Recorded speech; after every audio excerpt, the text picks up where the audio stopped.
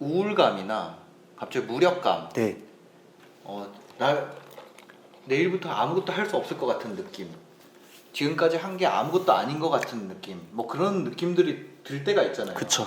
그럼 그런 것 때문에 아무것도 또 못하게 되고 뭐 그렇게 되는데, 그런 기분이 들 때 그때 그거를 어떻게, 그럼 이거를 통제하고 억지로 하는 게 아니라 네. 뭔가 이거를 파도를 타야 된다고 하셨잖아요. 네, 그 되게 파도를 탄다는 게 뭔지 되게 모르겠어요. 중요한 질문이세요. 어. 많은 분들이 그거를 전혀 이제 감조차 못 잡는 분들이 되게 많아요. 네. 그래서 조금 비유를 드리면은 감정을 이제 잘 인식해야 돼요.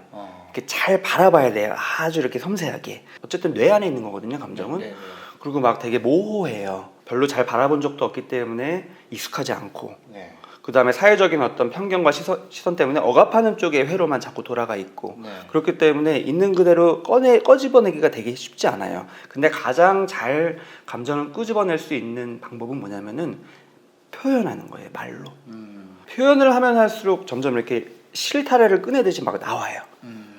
근데 아쉽게도 우리나라의 문화가 이제 뭐 가족이든 친구 관계든 내 감정을 이렇게 표현해봤더니 오히려 상처로 더 돌아가는 경험을 하게 되죠. 대부분 그렇죠. 왜냐면은 아까 말씀드린 대로 나 요즘 우울해.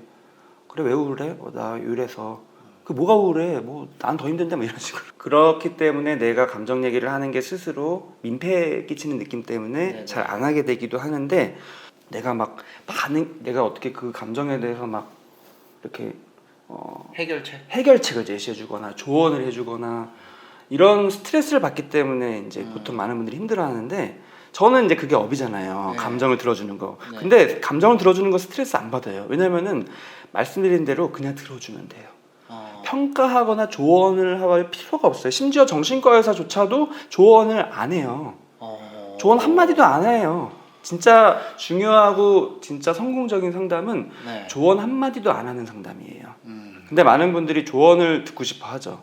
근데 조언은 들어봤자 소용이 없어요. 감정 해결에 도움이 안 돼요. 왜냐면 네. 조언은 머리로 하는 거기 때문에 조언을 내가 실행하기 위해서는 머리로 해야 돼요. 의지를 다해야 되고. 네, 네. 근데 내가 지금 의지가 없는데 의지가 없는데 어떻게 의지를 다해서 그거를 해결을 해요.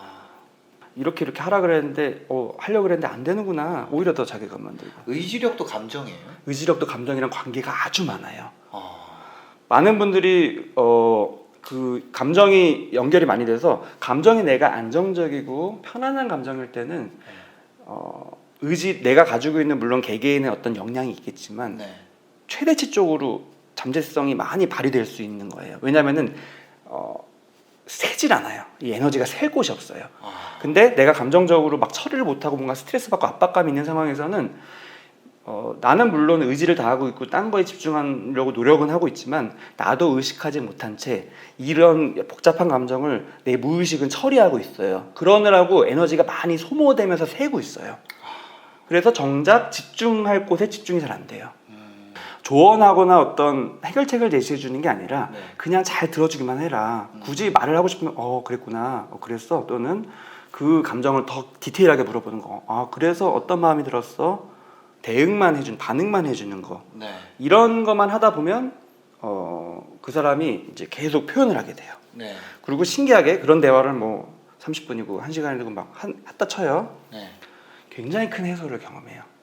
감정을 계속 표현을 하면. 네, 왜냐하면 표현하다 보면 나도 미처 정리하지 못하고 복잡한 줄만, 이게 감정이라는 거는 복잡하고 뭔가 내가 모르겠고 이런 안개 속에 가려져 있을 때 힘든 거고요. 네. 이게 뭔지, 내가 왜 힘든 건지 이렇게 잘 정리가 되고 내가 잘 보이면 네. 그것 자체가 되게 해소되는 거거든요. 조언해 줄 필요가 없는 게, 사람은 답정너예요. 답은 이미 정해져 있다. 그렇죠. 마음속에 다 정하고 오죠. 그렇죠. 그래서 조언을 해줬을 때 그게 내 마음에 정한 답이면은 조언이 좋은 거고, 전혀 반대의 조언을 해주면 이제 맘 상하는 거고. 그게 맞으면. 네. 그거는 이미 답정너라는 거예요. 그래서 굳이 조언해 줄 필요도 없고, 자기 안에 답을 실행할 수 있도록 그 실행을 맡고 있는 감정적인 그 복잡한 실타래만 풀어주면 되는 거예요. 그게 내 주변에 아무도 없어요. 이미 오랫동안 그런 관계가 없어요. 네. 상처받아서 이제 나는 그냥 남한테 표현도 안 해요. 그런 분들은 차선책으로 쓰는 거. 동영상 녹화도 좋고 요즘에 SNS 좋으니까 이제 막 이제 쉽게 말해서 갈겨 써도 좋고 네. 의식에 이렇게 머리로 생각하는 그런 기록이 아니라 네. 그냥 내 마음에서 나오는 대로 바로 기록. 이게 무슨 차이냐 볼 것 같은데 많은 이렇게 비유를 드리면은 정신과 의사가 상담을 할 때 상담을 할 수 없는 대상이 있어요. 뭐냐면은 지인이에요. 가족이든 지인이든 친구든. 왜요? 왜 그럴 것 같아요? 그 사람 내가 가족이면 더 잘 할 수 있지 않아요? 잘 모르겠는데. 바로 그것 때문이에요. 더 잘할 것 같아서, 더 잘해야 될 것 같아서, 아. 저 사람한테 잘 보여야 될 것 같아서 어떤 네. 감정적인 연결이 없어야 돼요. 그래야지 내가 마음 편하게 내 얘기를 할 수 있어요. 아, 대상이랑 그러니까 그 환자랑 나랑 네, 상담이기 때문에 상담을 이제 할 뭐 때. 아프다는 환자라는 개념보다는 내담자, 상담을 하러 온 분들 내담자라는 표현을 네. 보통 하는데 자기 얘기를 하기 위해서는 저 앞 사람이 나랑 아무 연관이 없어야지 내 얘기를 마음 편하게 할 수 있어요. 예를 들어서 가족인데 내 얘기 어떻게 해요? 내가 만약에 가족인데 한 달이 건너서 내가 이런 감정을 얘기했다. 너 요즘에 우울해요. 그러면 저 사람이 내 상황 뻔히 아는데 나를 좀 안 좋게 보지는 않을까? 또는 반대로 저 사람이 내가 이렇게 힘든 걸 알면 너무 슬퍼하거나 부담스러워하진 않을까? 가족도 마찬가지고요. 그래서 많은 청소년들이 힘들면서도 부모님한테 힘든 얘기를 못 해요. 그게 이제 부모님이 이해 안 해줘서이기도 하지만 네. 부모님이 너무 걱정할까봐, 부모님이 너무 힘들어할까봐. 친구도 마찬가지. 친구도 마찬가지로 연결이 되어 있기 때문에 내 얘기하기가 쉽지 않은 부분도 있어요. 아까 네, 말씀드린 네. 하신 대로 민폐 끼치는 느낌 때문에. 네. 그래서 아무런 연결고리가 없어야지만 비로소 그냥 순수한 내 감정, 어떤 필터를 거치지 않은 날 것 그대로의 내 감정이 표현이 되는 거예요.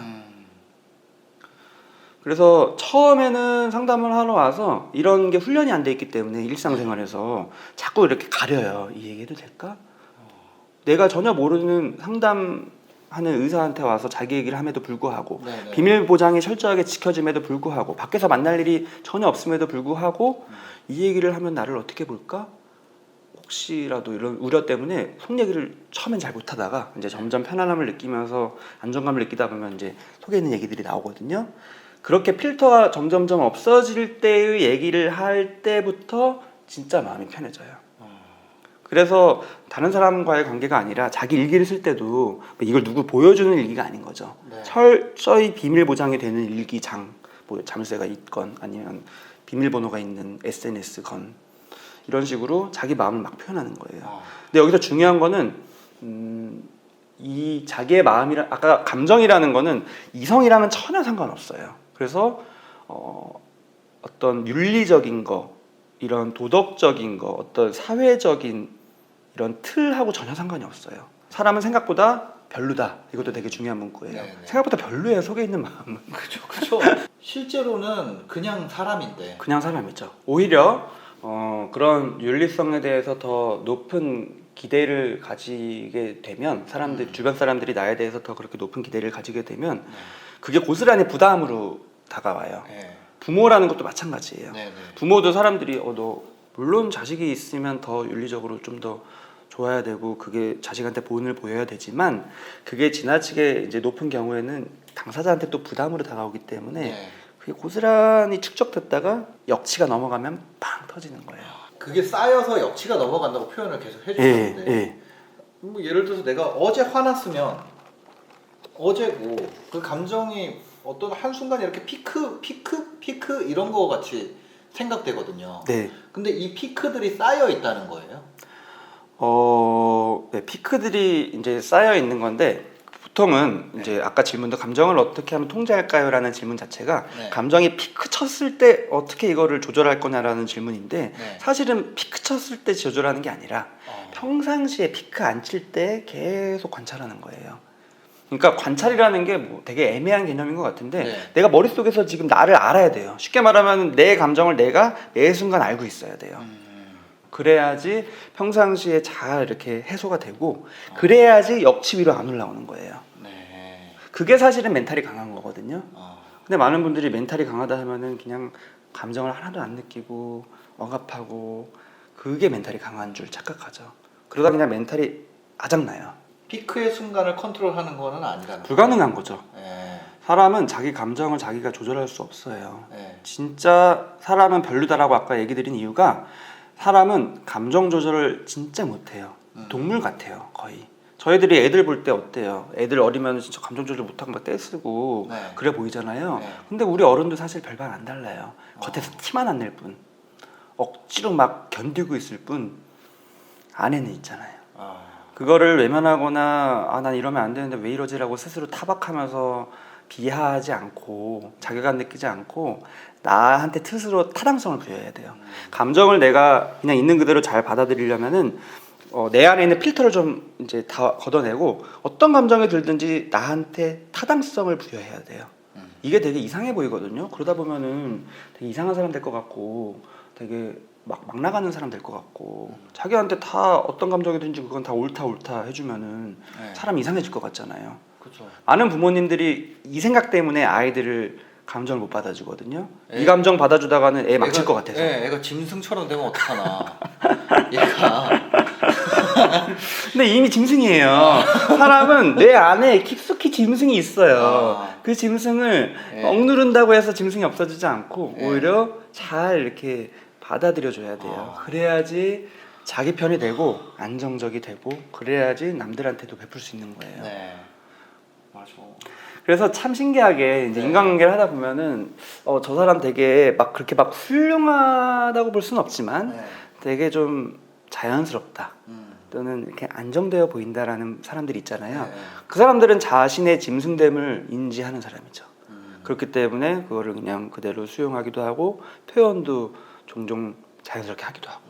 근데 다른 사람한테 항상 짐승답지 않은 나, 인간다운 나만 보이려고 하고 네. 짐승다운 나는 자꾸 감추려고 하면 할수록 네. 인간관계 자체가 부담스러워지니까 아. 점점 더 고립돼요. 근데 많은 분들이 이런 식으로 해서 많이 고립되어 있어요.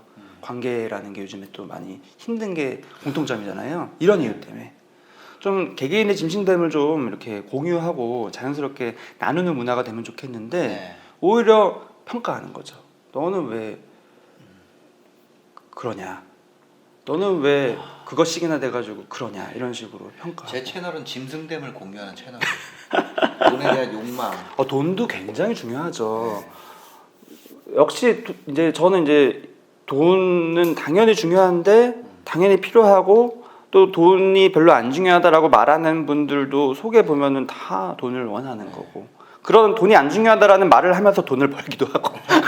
그래서 뭐냐면 제 채널은 그거예요. 돈에 대해서 우리가 느끼는 감정들 있잖아요. 뭐 욕망, 공포, 뭐 섭섭함. 이거 역시도 감정이 그 안에 껴 있어요.